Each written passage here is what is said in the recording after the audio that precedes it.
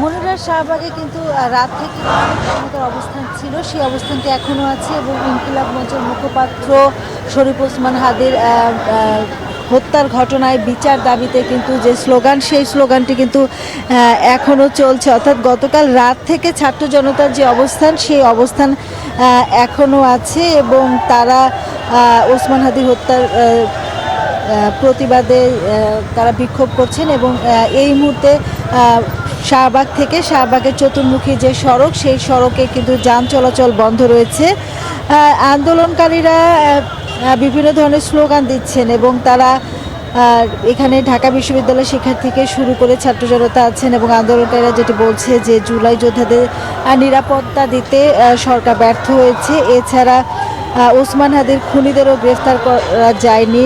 ফ্যাসিবাদের দোসররা এখনও আসলে বাংলায় ঘাপটি মেরে আছে বলছেন এবং এই বাংলায় ফ্যাসিবাদের কোনো দোসরদের কোনো জায়গা হবে না, এরকম স্লোগান দিচ্ছেন। পাশাপাশি বিপ্লবী সরকার গঠনের দাবিও জানাচ্ছেন তারা এবং এমন দাবিতে তারা স্লোগান দিচ্ছেন।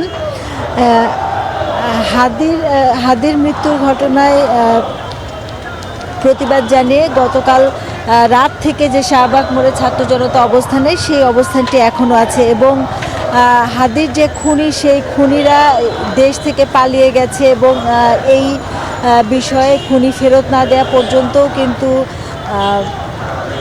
নানা ধরনের কথা বলা হচ্ছে এবং পাশাপাশি এখানে আরও কয়েকটি মঞ্চ তৈরি হচ্ছে এবং এনসিপির পক্ষ থেকেও কিন্তু এই যে আন্দোলন, সেই আন্দোলন চালিয়ে যাওয়ার ঘোষণা দেওয়া হয়েছে এবং ওসমান হাদি কিন্তু গতকালকে রাতে যখন তিনি মারা গেছেন জানা যায়, তারপর থেকে ছাত্র জনতার যে বিক্ষোভ, সেই বিক্ষোভটি করছেন এবং এরকম একটি মর্মান্তিক মৃত্যুর প্রতিবাদ জানাচ্ছেন তারা এবং হত্যাকারীদের বিচারও দাবি করছেন। নানা এই দাবিগুলোতে স্লোগান দিচ্ছেন এবং হাদির যে বিচার প্রক্রিয়া, সেই বিচার প্রক্রিয়া নিয়ে সরকারের উদাসীনতা, সেই বিষয়ে তারা স্লোগান দিচ্ছেন। তো শাহবাগ থেকে মূল্য এই ছিল আমার কাছে সবশেষ তথ্য।